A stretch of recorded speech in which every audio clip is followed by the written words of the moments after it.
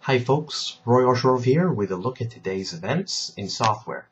And tonight is the first DWORD ever. And tonight's DWORD is Duct-Tape. I've just about had it enough with the Agilists pushing unit testing down our throats. If we listen to them, what will they be pushing for next? Software development techniques are just fine the way they are. They're simple, they're quick.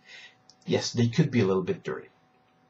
But hey, that's why developers have mastered one of the greatest tools of our generation, the debugger. Using the debugger forces you to think about your code a lot.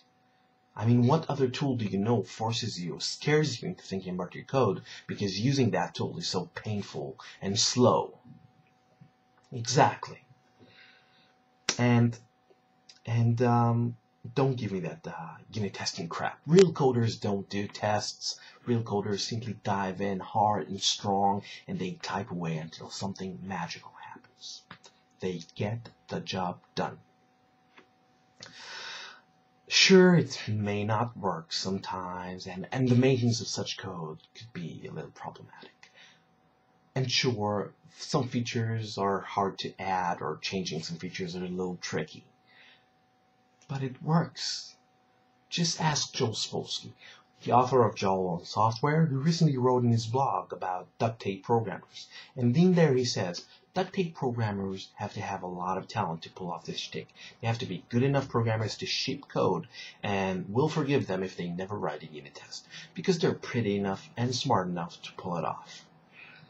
So according to Joel, what separates duct-tape coders from those dweebs doing unit tests? Well, Joe said it best, talent and good looks. So folks, the next time you see a beautiful, talented developer writing unit tests, you know exactly what you should be doing. You go to that developer and you tell them that what you're going to do is for their own good. And then you take a piece of duct tape and you put it around their eyes so they can't see.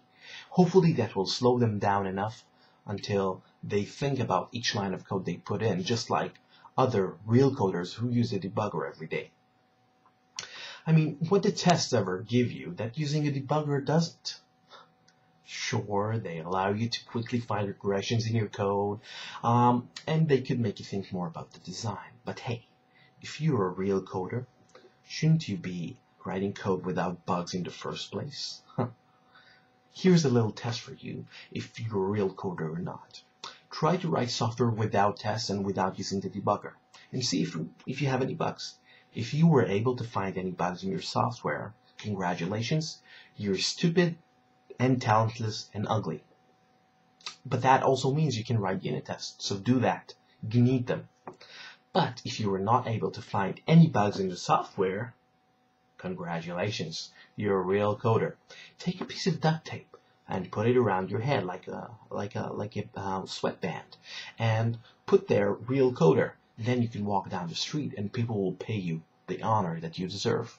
And that's tonight's DWORD. I'm Roy Osherove. See you next time.